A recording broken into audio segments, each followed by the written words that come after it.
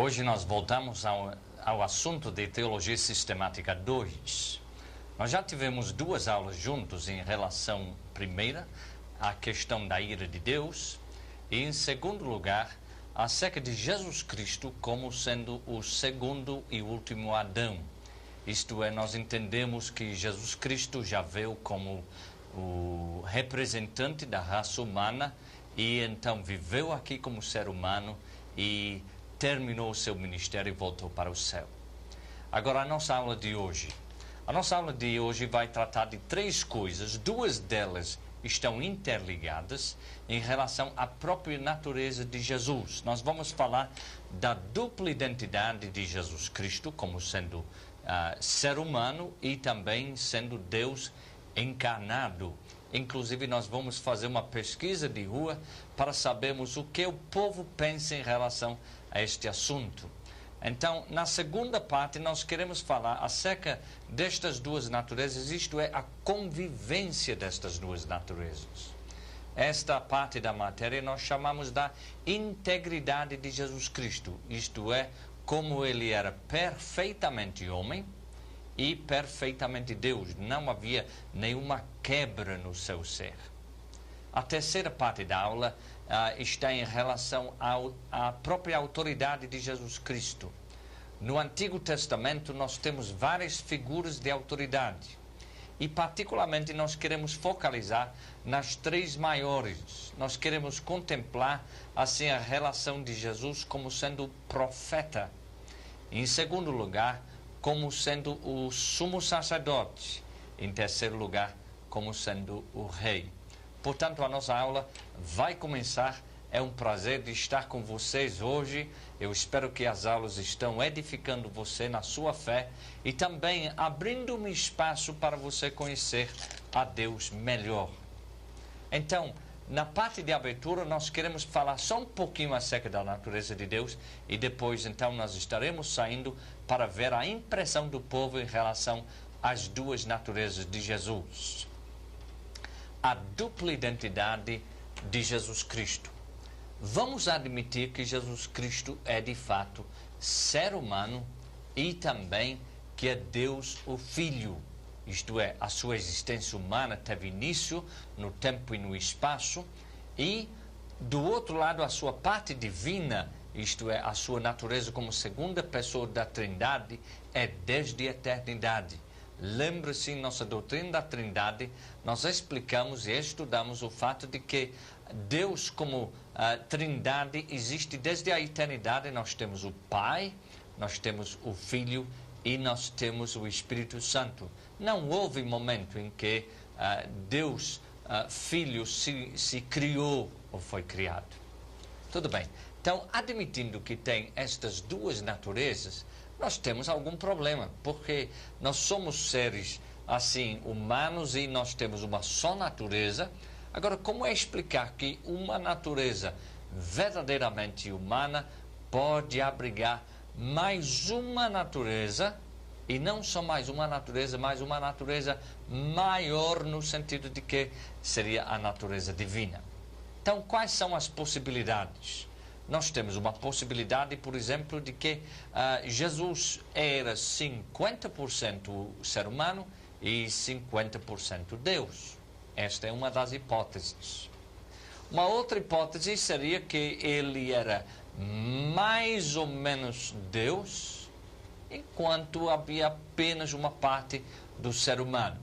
E também nós temos o contrário, isto é, quase por completo ser humano com um pouquinho de Deus. E também temos outra posição, que é a posição ortodoxa, isto é, que ele era 100% homem e 100% Deus. Mas se ele era 100% Deus, como é que Deus, o grande Deus do universo, pode caber dentro de um ser físico pequeno como um ser humano? Então, para termos alguma impressão da opinião das outras pessoas, nós agora estamos fazendo uma pequena entrevista e depois estaremos voltando para a parte didática da aula. Tiago, Jesus era para você homem, ele era Deus ou ele era os dois? Na minha opinião, Jesus é os dois. tanto homem quanto Deus. Porque a palavra de Deus diz que ele era sujeito às mesmas paixões que nós. Tanto que ele sofreu, trabalhou como qualquer pessoa. Só que ele era Deus também. Porque ele foi gerado pelo próprio Espírito Santo de Deus, e ele tinha uma visão diferente e muito mais abrangente de qualquer homem que possa ter existido, exista ou venha a existir. Na sua opinião, a respeito da identidade de Jesus, Jesus era homem ou ele era Deus? Ou ele era os dois, na sua opinião? Ele era os dois. Como você diferencia isso?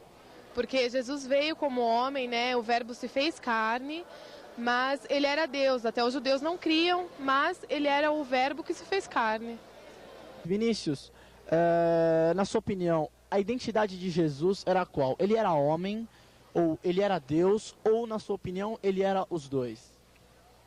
Olha, eu acho que ao momento que ele veio à Terra, ele se fez homem para livrar todos os pecados do mundo e tirar tudo aquilo de mal que estava acontecendo na Terra. E eu acho que nesse ponto, acho que ele era os dois. Ele era homem e Deus ao mesmo tempo. Voltamos agora, então, depois das entrevistas. Quem sabe você se achou dentro daquelas pessoas que falaram da natureza de Jesus. Mas agora nós vamos ver o que a Bíblia ensina. Lembre-se que a teologia sistemática acessa todas as outras teologias, também se vale da filosofia e chega às suas próprias conclusões. A conclusão de que nós chegamos em relação à natureza de Jesus é que ele é 100% humano e ele é 100% Deus. Ele não pode ser apenas 50% humano e não pode ser apenas 50% Deus. Então, esta é a verdade. Dentro da história, a dificuldade tem sido mais, quer dizer, no início, tem sido mais a questão de que como é que Deus poderia caber dentro do ser humano. Então, foi negado a sua deidade por algumas pessoas. Do outro lado, nós tivemos pessoas que conseguiram crer na sua deidade, mas não aceitaram a possibilidade de ele ser limitado a um ser físico, então negaram a sua natureza humana. Hoje em dia, a dificuldade que o homem moderno tem é com a sua deidade. Entendem perfeitamente que Jesus poderia ter sido até profeta, até sacerdote, um líder religioso, foi um bom homem e assim por diante. Mas dizer que ele era Deus, isto é demais para o homem moderno. Então, nós chegamos à questão da comprovação da natureza divina ou da deidade de Jesus Cristo. Como é que nós podemos fazer isso? Provavelmente você já teve alguma dúvida, alguma dificuldade pessoal. E não somente isso, você deve ter tido algum contato com pessoas, por exemplo, com testemunhas de Jeová, que não creem na deidade de Jesus Cristo. Creem sim que ele era um ser especial, assim até uma criação toda especial de Deus. Mas dizer que ele era o próprio Deus, isso é demais para a testemunha de Jeová aceitar. Então, eu quero sugerir para você que quanto à existência das duas naturezas, nós não devemos nos apegar apenas a alguns textos da Bíblia. Porque quando a gente puxa um texto da Bíblia, nós temos que ter uma certa cautela. Primeiramente, a tendência geral, tanto nas seitas como, para dizer a verdade, até dentro da igreja, é puxar uma frase ou duas frases da Bíblia sem contextualizar estas frases. Isto é apenas pegando um texto fora do contexto e fazendo deste um pretexto. Então, melhor que isso é nós categorizarmos os tipos de provas que existem dentro da Bíblia. Então, quero sugerir para você hoje 7 categorias de provas, isto é, 7 agrupamentos de provas, 7 assuntos que podem ser procurados dentro da Bíblia para você poder comprovar as duas naturezas. Quais são elas? Primeiro, aqueles indícios de igualdade com o Pai e o Espírito Santo. Este seria o primeiro assunto. Por exemplo, Jesus exercia as prerrogativas divinas, perdoando pecados, por exemplo. Então, esta seria uma coisa para nós procurarmos. Então, uma categoria de provas buscando este relacionamento todo especial entre o Pai e o Espírito Santo. Uma segunda área para você procurar ver a diferença entre Jesus é aquela categoria de provas associadas à vida de Jesus, isto é, uma vida diferente. Jesus teve a ousadia de dizer que ele nunca tinha pecado e desafiou os seus ouvintes, inclusive ali estavam os seus inimigos, disse, olha, veja se você pode ver na minha vida qualquer pecado. Então, você pode procurar na Bíblia qualquer evidência, assim, da qualidade de vida diferente que teve o nosso Senhor Jesus Cristo. A terceira categoria seria em relação aos sinais e maravilhas que Jesus operou. João destaca que estes foram registrados em João 20:31, para que creais que Jesus é o Cristo, o Filho de Deus, e para que, crendo, tenha vida em seu nome. Então, querendo saber como é que Jesus era diferente, aí procure entender os milagres e os sinais que foram feitos. A quarta categoria, o próprio testemunho de Jesus. Tem gente que imagina que Jesus nunca reivindicou para si mesmo esta questão da natureza divina. E tem gente que imagina que foi a pregação de Paulo, o apóstolo, ou qualquer um dos outros apóstolos que colocaram por cima do homem Jesus esta característica divina. Mas você vai poder ver, como está anotado no seu livro, que Jesus mesmo reivindicou para si mesmo esta questão. A quinta categoria de provas. Lembre-se que há vários textos que cabem em qualquer uma destas áreas. A quinta categoria seria o testemunho dos inimigos de Jesus. Nunca se esqueça, por favor, de que os judeus queriam matar Jesus porque eles entendiam que ele se fazia Deus, isto é, ele alegava ser Deus. Como eles não admitiam isso, então queriam matá-lo. Então, a testemunha, ou testemunho, assim, dos inimigos de Jesus é sobremaneira importante. Ele sabia muito bem que ele reivindicava para si mesmo a deidade. A sexta categoria seria o testemunho dos apóstolos. O que é que os apóstolos pensaram e falaram em relação a Jesus Cristo? Mas por que os apóstolos? Gente, vamos admitir que aqueles homens conviveram com Jesus durante 3 anos ou 3 anos e meio. Conviveram, comeram juntos, andaram juntos, de cidade em cidade, conversavam juntos, assim foram hospedados juntos, tiveram toda a oportunidade de intercâmbio com Jesus. E então é muito importante a impressão dos apóstolos em relação a Jesus Cristo. Vejamos o seguinte, você está me conhecendo um pouquinho, não é? Através das aulas de vídeo, mas você não sabe nem onde eu moro, você não sabe como é a minha família, você não sabe nada da minha preferência, disso ou daquilo ou de outra coisa. Nós temos um pequeno conhecimento um do outro, mas muito pequeno. Agora imagina a diferença entre o conhecimento que nós podemos ter de Jesus hoje e o conhecimento que tiveram os apóstolos. Portanto, esta parte é muito importante. Agora, a sétima categoria de provas em relação a estas duas naturezas é aquele testemunho da história. Nunca em toda a história humana houve alguém igual a Jesus. Em João 7,46 nós temos a opinião da multidão dizendo: jamais alguém falou como este homem. E através do mundo inteiro nós temos literalmente milhões e milhões de pessoas que estão convencidas de que Jesus Cristo é um ser único, nunca houve outro antes semelhante a ele e desde então nunca teve e de fato nunca terá, porque ele é todo especial. Então, a questão da comprovação das duas naturezas deve ser através destas categorias de provas.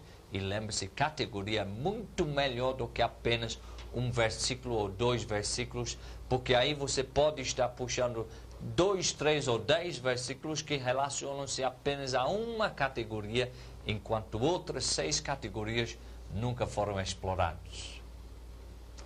Tudo bem. A natureza de Jesus, 2 naturezas. A natureza humana 100%, a natureza divina também 100%.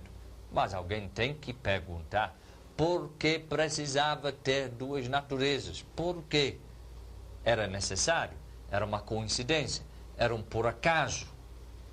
O que nós entendemos na teologia é que, de fato, havia um bom senso nisso, uma necessidade de termos um Salvador que tanto era humano, como também um Salvador que era divino. Agora vamos meditar um pouquinho em cima disso. Primeiramente, a questão da sua humanidade. Vamos começar conosco mesmo, para depois extrapolarmos o assunto para a questão divina. Em relação à necessidade do nosso Salvador ser humano, era a sua humanidade que ia garantir para nós a sua autêntica capacidade de nos representar, ou como nós temos aqui no livro, uma garantia de legítima representatividade. Isto é, como é que ele poderia ser o Salvador do mundo, da humanidade, se ele não fosse ser humano? Então, esta parte da sua natureza é muito importante. E nós sabemos que Deus 3 vezes testificou que Jesus Cristo era seu Filho, e como ser humano, ele tinha agradado a Deus perfeitamente. Nós sabemos, por exemplo, 2 destas ocasiões, como eu mencionei aqui no livro, 2 destas ocasiões são bem conhecidas. Por exemplo, no momento do seu batismo, quando ele foi se batizar, identificando-se com o povo de Deus que estava buscando a Deus através do batismo de João.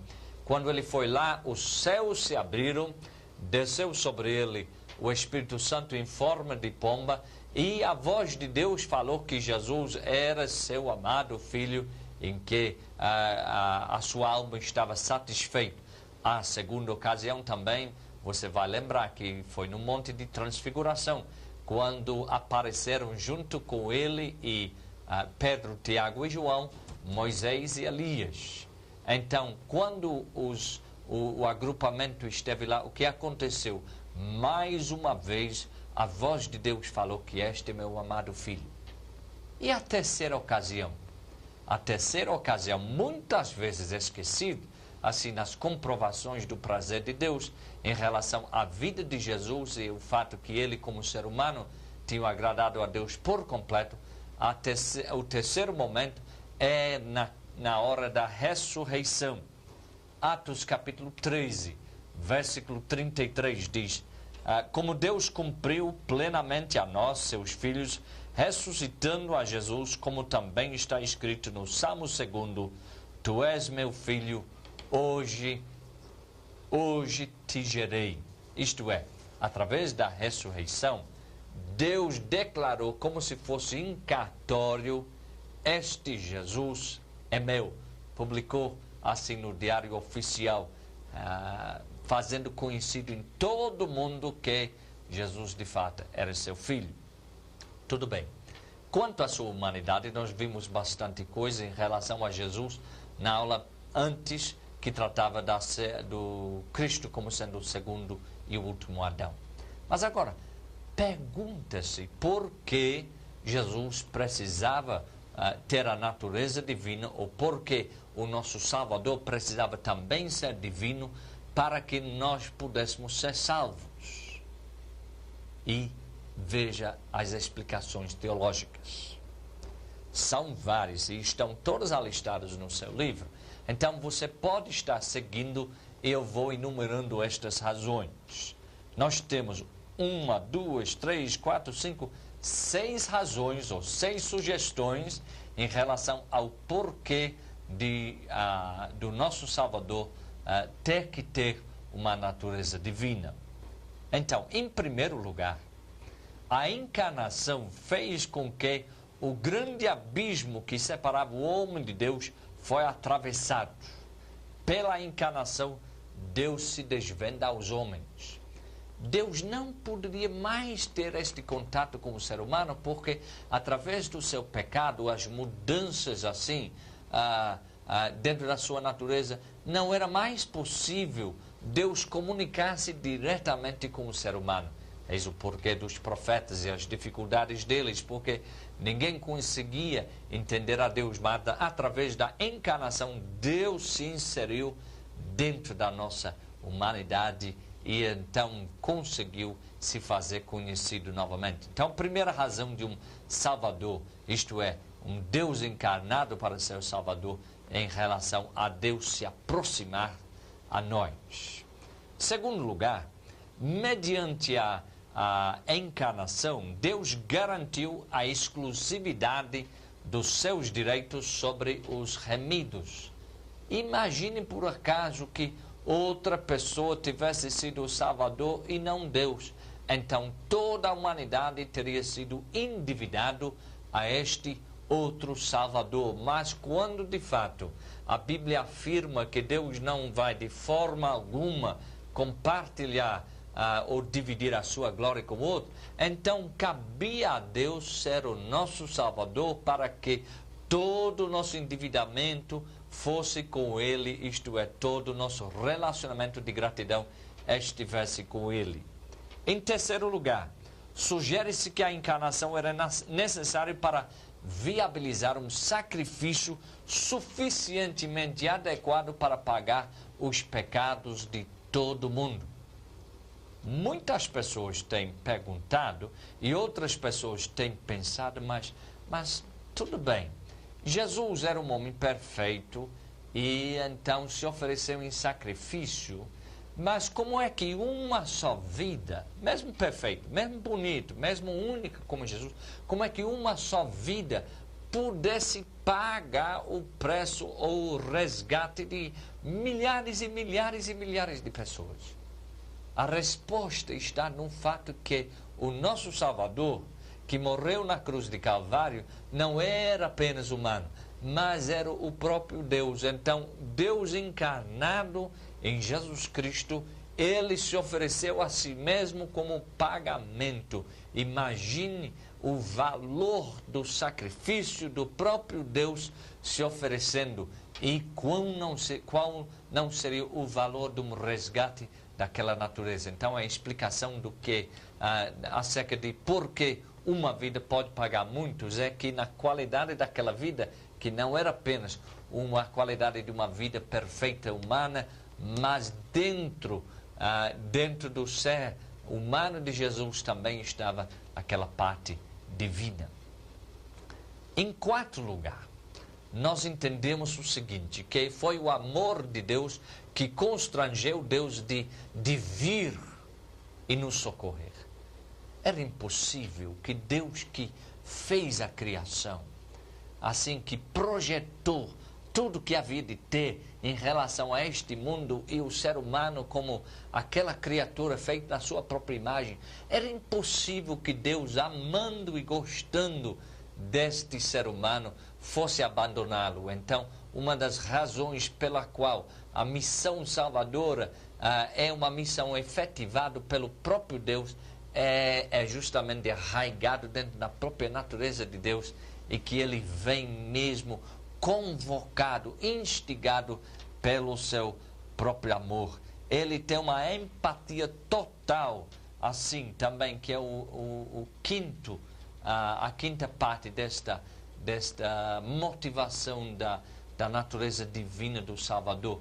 Além de ser constrangido, Deus queria, assim, construir uma empatia total. O que é especial, que nós vamos ver isso bem no fim da aula, é que nós temos hoje uma garantia plena de que Deus nos entende, e não só nos entende intelectualmente, não. Deus nos entende emocionalmente. Ele sabe o que é ser gente. Imagine se você fosse sair e ver uma formiga, e aí você projeta-se dentro daquela formiga e você tenta imaginar como é que deveria ser para ter uma vida de formiga, tudo isso. Com certeza, você, com a inteligência que tem, poderia admirar Ou se é difícil uma formiga, que tal assim, um gatinho, um cachorrinho? Você poderia se projetar dentro daquilo. Mas eu vou dizer para você, nunca você imaginar como seria ser assim um cachorrinho, gatinho, formiga, a não ser que você pudesse entrar dentro daquele ser e passar algum tempo. E Jesus é justamente o Deus encarnado, isto é, Deus veio, se inseriu dentro da nossa natureza humana e não ficou aqui para 3 horas, não, nem 30 dias, não. Ficou aqui 33 anos experimentando por completo a nossa natureza humana. E é por isso que Deus havia de vir, para que Ele pudesse ser mesmo o nosso Salvador e construir esta empatia total entre nós e Ele. Finalmente, podemos dizer que principal entre as qualidades oriundas da sua deidade é o fato que garante a autoridade de Jesus Cristo nunca vai ser abalada ou trocada. Isto é, o ministério de Jesus, com certeza, foi muito grande. Foi assim de um modo singular, algo que transformou a humanidade. Mas se ele não tivesse sido divino, então teria chegado a um fim. Jesus teria morrido. Mas por ele ser Deus, ele vive eternamente para fazer intercessão para nós. Tudo que Jesus fazia naqueles tempos, ele continua fazendo no poder e na autoridade de uma vida que não se acaba. Graças a Deus por isso. Agora, vamos adiante um pouquinho mais. Ainda com o assunto da natureza de Deus dentro de Jesus Cristo e a natureza humana, nós vamos agora pensar só um pouquinho acerca da integridade de Jesus. Agora, esta integridade que eu estou a falar não é uma integridade moral. Obviamente, Jesus teve esta integridade moral, mas estou falando da integridade das duas naturezas. Como as duas naturezas ficaram 100% e não se misturaram ou fizeram, vamos dizer, uma nova natureza, sendo uma combinação de uma confusão entre a parte humana e a parte divina. Então, este é o nosso assunto. Quero dizer que a Bíblia ensina que Jesus Cristo era um ser e não dois seres. Quem sabe você já procurou, lendo a Bíblia, você fez esta pergunta: será que quando ele falou isso, ele estava falando como ser humano? Ou será que quando ele falou aquilo, estava falando como Deus?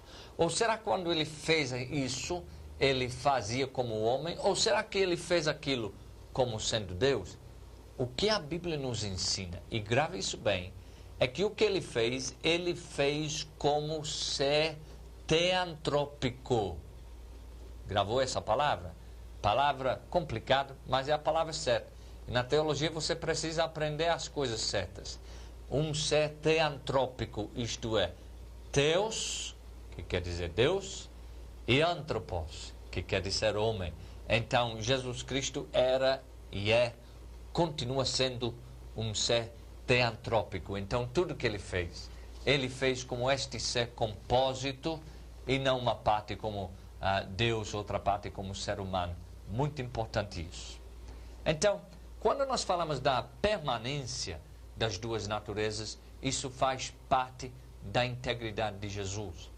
Tem gente cristã que está pensando que Jesus, o Deus se encarnou em Jesus Cristo, assim, apenas para aquele tempo do seu ministério, e depois, então, quando ele voltou para o céu, assim, deitou fora a parte humana e então voltou a ser como ele era antes. Mas isso não é a verdade. A Bíblia ensina que Deus se encarnou, entrou em nossa humanidade, mas entrou para todo sempre. É como se ele comprasse a ida para a ser humana, mas não tivesse comprado a volta. Isto é, permaneceu dentro da nossa natureza humana. Graças a Deus por isso. Então, o porquê da ressurreição, que comprova isso, porque Jesus Cristo morreu, a parte física então ia sim ficar decomposto, a parte espiritual poderia ter voltado para Deus, como acontece no caso dos seus parentes e meus, quando morrem, mas não, Deus tem um propósito, que a parte física de Jesus continuasse, e é por causa disso é que houve a ressurreição.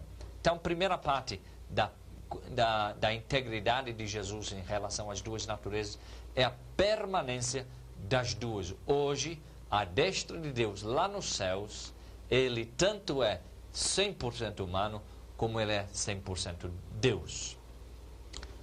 A segunda parte, antes que nós fazemos um intervalo, trata da questão da convivência das naturezas, das duas naturezas. O fato que Jesus teve estas duas naturezas distintas levanta estas questões acerca de como foi essa convivência.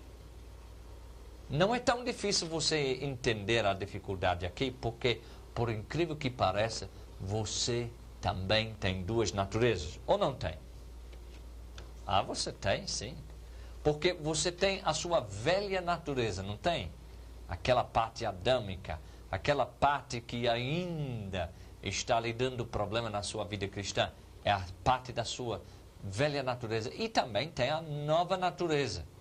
E esta nova natureza saboreia as coisas de Deus, busca as coisas de cima, não está interessado assim em coisas que não agradam a Deus. Então você tem, não tem, uma certa briga entre estas duas naturezas. Agora, será que Jesus teve esta briga entre a sua parte humana e a sua parte divina? A resposta é não. Eu quero que você grave isso bem. A resposta é não. Não foi uma convivência assim atribulada como nós temos conosco mesmo.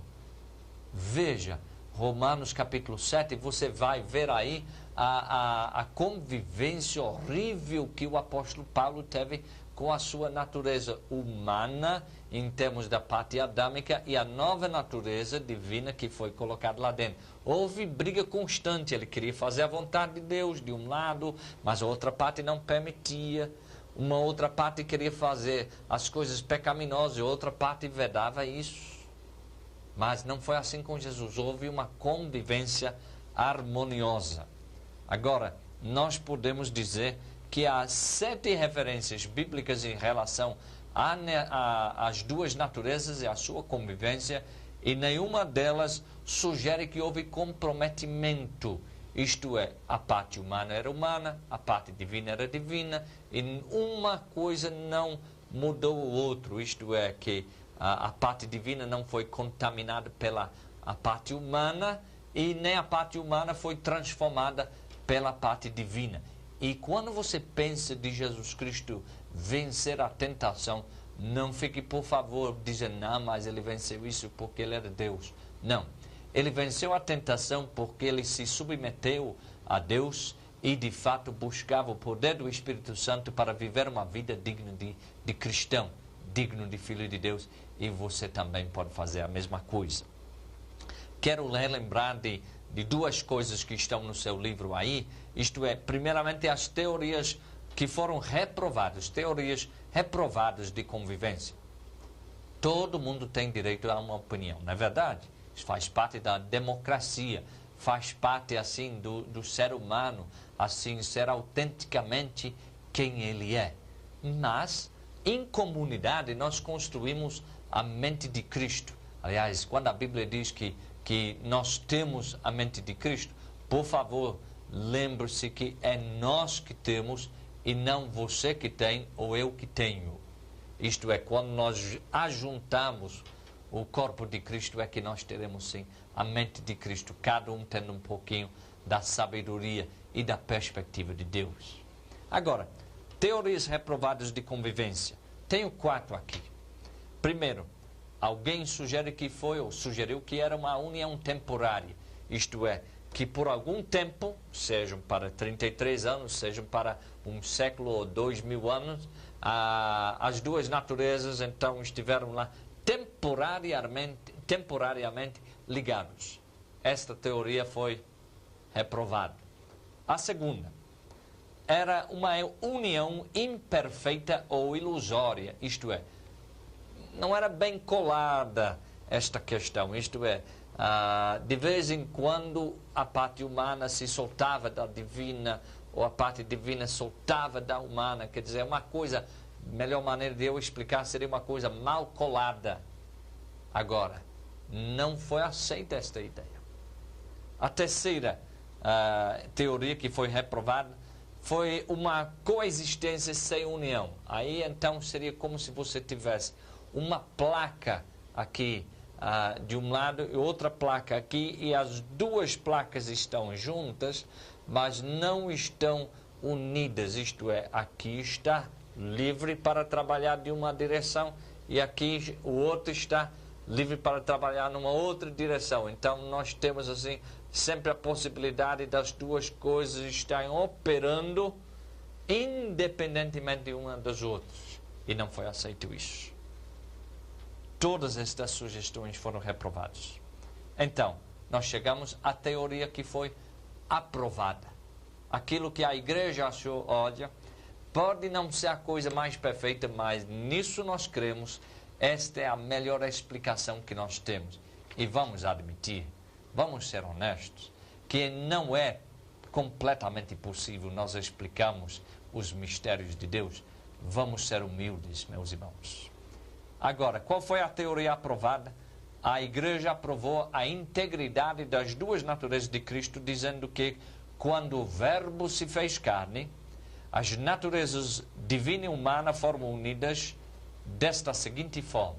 Foram unidas verdadeiramente, foram unidas perfeitamente, eram de fato indivisíveis e também livres de misturação. Unidas verdadeiramente, perfeitamente, eram indivisíveis e também eram livres de misturação ou de confusão. Com esta colocação, nós vamos tomar o nosso intervalo e depois voltaremos para tratarmos o assunto da autoridade de Jesus. Jesus como profeta, como sacerdote e como rei. Jesus said in Luke 10:19, I have given you authority to trample on snakes and scorpions and to overcome some of the power of the enemy and to overcome almost all of the power of the enemy. What was that again? How much? Let's sing about it. I have given you authority to trample on snakes and scorpions and to overcome all the power of the enemy. To overcome. I have given you authority to trample on snakes and scorpions and to overcome all the power of the enemy. To overcome. Oh, nothing will harm you. Nothing will harm you. Nothing will harm you. Nothing will harm you. Nothing will harm you.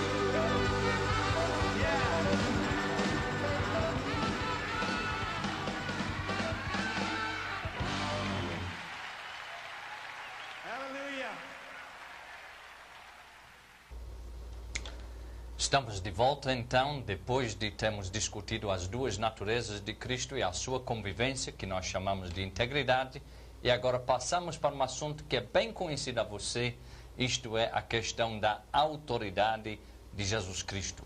Eu mencionei no início da aula que nós temos no Antigo Testamento 3 autoridades que se destacam. Nós temos a autoridade de profeta, nós temos a autoridade de sacerdote e nós temos a autoridade de rei. E nós vamos então investigar isso e ver como Jesus, de fato, ele tem toda a autoridade profética, ele tem toda a autoridade sacerdotal e ele tem toda a autoridade assim de realeza, como sendo o Rei dos Reis e Senhor dos Senhores. Foi, de fato, João Calvino que teve a ideia, primeiramente, ao menos é isso que nós podemos constar dentro das nossas pesquisas, que foi ele que fez, primeiramente, esta sugestão na hora da reforma, que, de fato, Jesus Cristo, então, era profeta, que ele era sacerdote e que ele era rei. Agora, para dizer a verdade, ele não explorou isso muito, mas desde então, todos os teólogos assim da nossa linha evangélica têm explorado este assunto. Quer dizer, foi uma daquelas descobertas felizes que tem ajudado a igreja através dos séculos. Então nós queremos ver Jesus em primeiro lugar como o profeta prometido. Você se lembra quando João Batista estava batizando as pessoas? Chegou uma delegação assim de Jerusalém perguntando a ele se ele era o Cristo. E ele disse, eu não sou. E perguntaram, mas você é aquele profeta? Você é o profeta? Quem era este profeta que esta delegação queria saber, queria informação? Este profeta foi aquele profeta que foi prometido por Moisés. É por isso que nós chamamos de Jesus o profeta prometido. Em Deuteronômio 18 e 15, nós lemos, o Senhor teu Deus te suscitará um profeta no meio de ti, de teus irmãos, semelhante a mim, e a ele ouvirás. E então nós entendemos que Jesus Cristo era de fato aquele profeta. Ele seria diferente que qualquer outro profeta. E, de fato, Jesus Cristo se fez questão de alinhar-se com Moisés, como profeta, que Moisés foi profeta, mas ir além de Moisés, isto é, ser Moisés e ser mais que Moisés ao mesmo tempo. Por exemplo, no Sermão do Monte, Jesus disse, foi dito, isto é, Moisés falou, mas eu vos digo, quer dizer, eu vou além daquilo que Moisés falou. Ao mesmo tempo destacou-se dizendo, então, porém eu vos digo. Depois da multiplicação dos pães, o povo falou, este é verdadeiramente o profeta que deveria vir ao mundo, isto é, em João 6 e 14. E depois de ter ouvido o discurso de Jesus na festa dos tabernáculos, mais uma vez o povo disse, este é verdadeiramente o profeta. Que profeta? Aquele profeta que Moisés havia prometido pela revelação de Deus. Agora vamos pensar um pouquinho acerca de Jesus como profeta em relação àquilo que representava e a autoridade do profeta em relação ao povo de Deus. Primeira característica do profeta é que ele tinha que ser uma pessoa comprometida com a verdade, isto é, alinhada com a verdade, que recebia da parte de Deus a mensagem e depois passava isso fielmente para o povo de Deus, ou em algumas ocasiões até para um povo que não era povo de Deus, mas eram assim as nações ao redor assim do povo de Israel. Então, uma característica primária de profeta é um comprometimento com a verdade, isto é, alinhado com a verdade, querendo fazer conhecido aquilo que Deus falou. Mateus 22 e 16 comprova isso bastante bem na vida de Jesus. Os seus inimigos chegaram para ele e resta, mais uma vez, o papel dos inimigos demonstrar a verdade. Eles vieram dizendo em Mateus 22 e 16, Mestre, sabemos que és verdadeiro, que ensinas o caminho de Deus, de acordo com a verdade, sem te importares com quem quer que seja, porque não olhas a aparência dos homens. Jesus, de fato, então, cumprindo este papel de profeta, homem de Deus, pessoa que fala a verdade, somente a verdade e nada além da verdade. O profeta tinha que ter grande cuidado de não ultrapassar aquilo que Deus havia falado, que aliás é um dos problemas dos profetas que nós temos hoje em dia. Não é que eles não falam da parte de Deus, mas não sabem parar, não sabem assim refrear-se. Então eles falam a parte de Deus, depois vão inventando. Mas acerca de Jesus, ele mesmo falou: quando levantares o Filho do Homem, então sabereis que eu sou e que nada faço por mim mesmo, mas falo como o Pai me ensinou. E aquele que me enviou está comigo, não me deixou só, porque eu faço sempre o que lhe agrada. É João 8, 28 a 29. Agora para a função de profeta. A função de profeta, nós podemos ver em primeiro lugar que é um porta-voz. E em segundo lugar, ele tem o papel ou a importância dele é de revelar a verdade, abençoar o povo e ainda amaldiçoar os inimigos de Deus. Jesus Cristo, portanto, tinha que ser porta-voz. O primeiro profeta na Escritura de que nós temos conhecimento ou, com este nome em relação ao Antigo Testamento é quando Moisés está falando com Deus, dizendo: não dá para eu ir falar com o faraó porque eu falo muito mal, eu não tenho muita eloquência. Então Deus finalmente diz: tá bom, então teu irmão Arão está chegando agora ao seu encontro, pode levar ele consigo, ele vai ser o seu profeta, isto é, ele vai ser seu porta-voz. Moisés tinha prometido que o profeta que vinha ia ser porta-voz de Deus, e você pode ler lá que nós temos várias escrituras que sugerem que Jesus era porta-voz de Deus. Quando Jesus tinha falado, a multidão exclamou: jamais alguém falou com este homem. Então Jesus nos traz a palavra de Deus, nos traz a mensagem da parte de Deus. Quer saber o que Deus pensa? Escuta Jesus, não vai ser diferente. Agora, segunda característica do ministério do profeta era de revelar, abençoar e amaldiçoar. No seu ministério de porta-voz de Deus, o profeta revelava o passado, o presente e o porvir. Isto é, ele sabia o que tinha acontecido, o que estava acontecendo e o que estava a acontecer ainda. Ele não se limitava a apenas revelar os acontecimentos, mas sim o veredito ou veredicto de Deus em relação a estas coisas. Isto é, aquilo vai acontecer e Deus vai gostar, não vai gostar, vai aprovar, não vai aprovar. Detectamos precisamente estas qualidades de profeta dentro de Jesus. Ele revelou o passado da mulher samaritana, o presente de Natanael e o futuro de Pedro. Jesus tanto comunicava a bênção, por exemplo, as bem-aventuranças, como também comunicava a maldição, isto é, em relação aos ais que ele pronunciava em relação àquele povo que não andava com Deus, mas ocupava apenas um papel religioso dentro da nação de Israel. Deus cobrava sempre na Bíblia assim, respeito para os seus profetas, dizendo: de todo aquele que não ouvir as minhas palavras, que ele falar em meu nome, disso lhe pedirei contas. É Deuteronômio 18 e 19. Não era diferente no caso de Jesus. Ele disse: quem me rejeite e não receber as minhas palavras, tem quem o julgue. A própria palavra que tenho proferida, este o julgará no último dia. João 12, 47 a 48.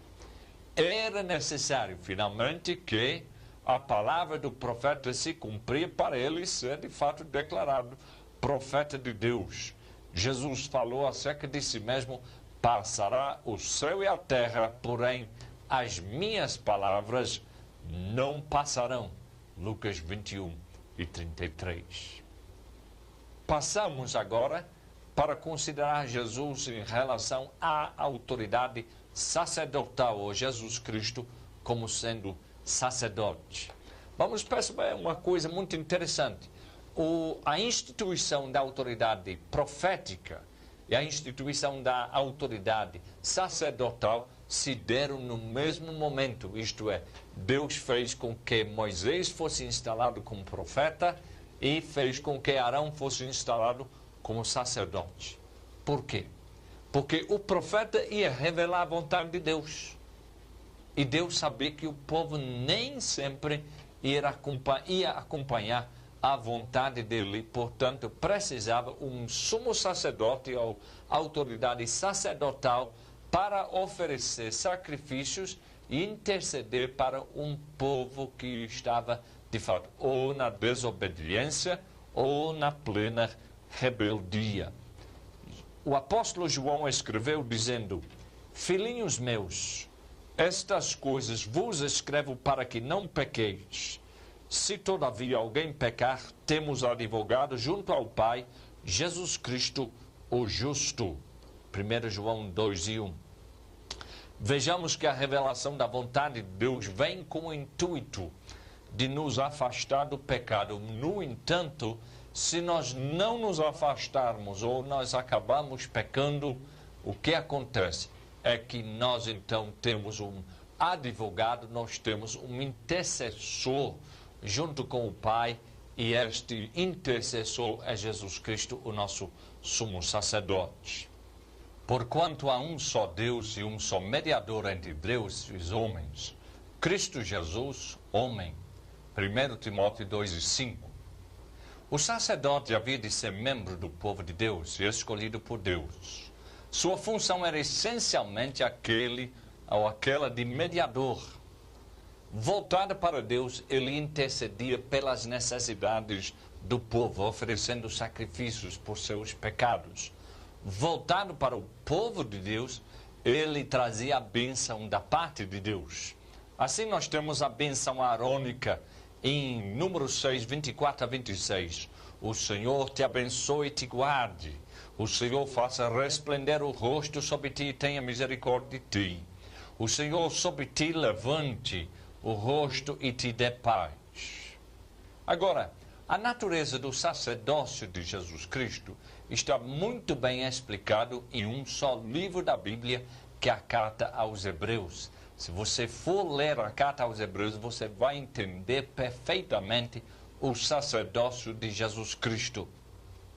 A importância de Jesus Cristo ser divino e não apenas humano faz com que o seu sacerdócio supera a barreira natural, supera também a barreira temporal. Em relação àquilo que teria excluído Jesus do sacerdócio, isto é, que ele não era do tribo de Levi, ele veio como sacerdote na ordem do sacerdócio de Melquisedeque.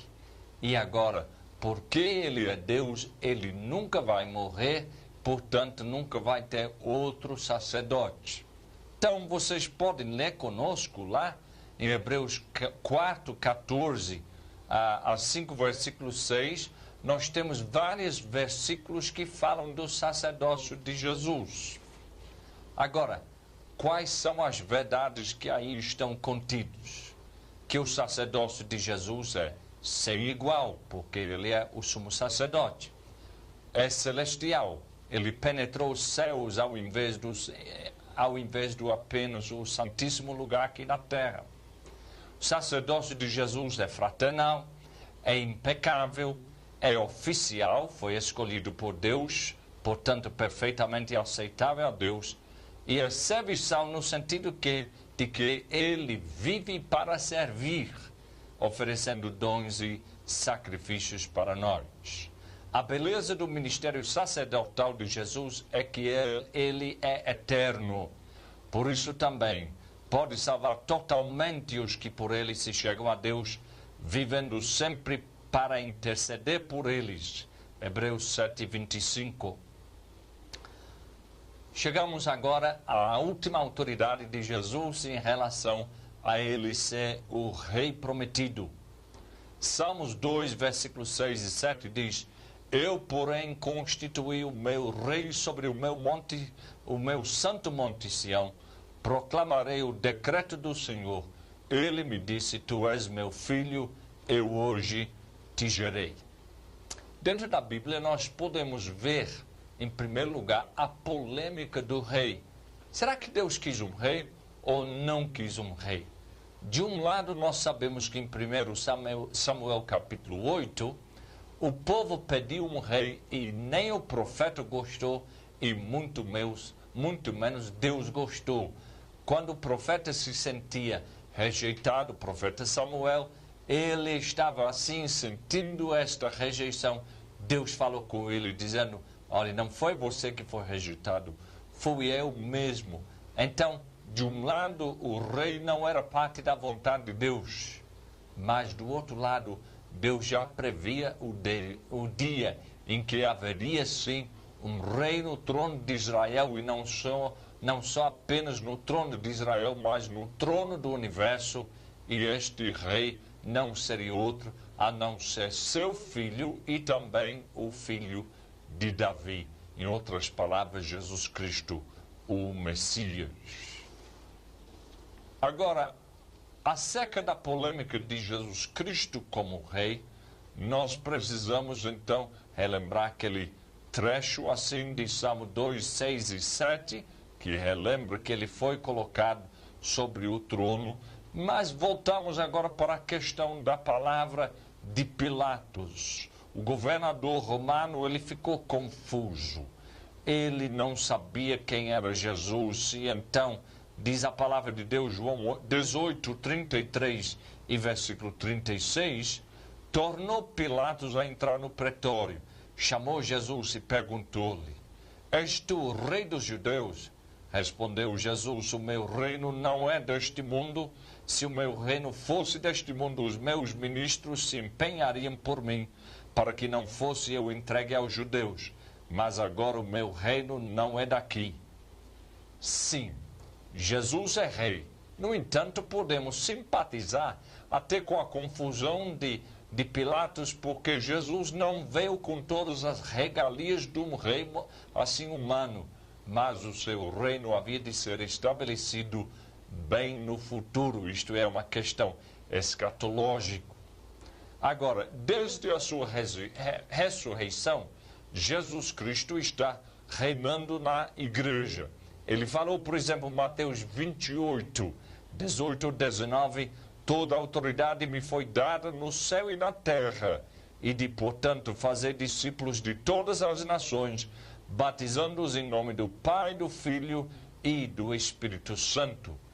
Mediante esta proclamação, Jesus noticiou ao reino das trevas que havia um novo rei, que ele tinha chegado, que enquanto antes não detinha todo o poder, agora, a partir de então, ele tinha todo o poder, tinha ressuscitado dos mortos, e dentro das suas mãos estavam as chaves, assim, tanto da morte como do inferno. Graças a Deus por isso.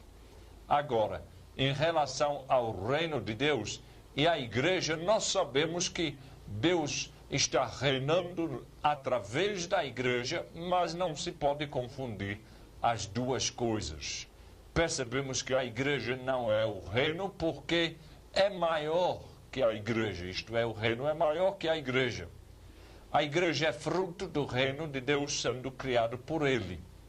A igreja testifica do reino de Deus, a igreja é a agência do reino de Deus e a igreja conserva o reino de Deus por sua obediência.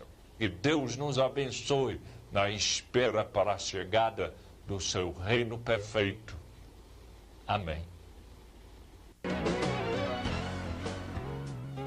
Leia o livro Maravilhosa Graça de Philip Yancey, uma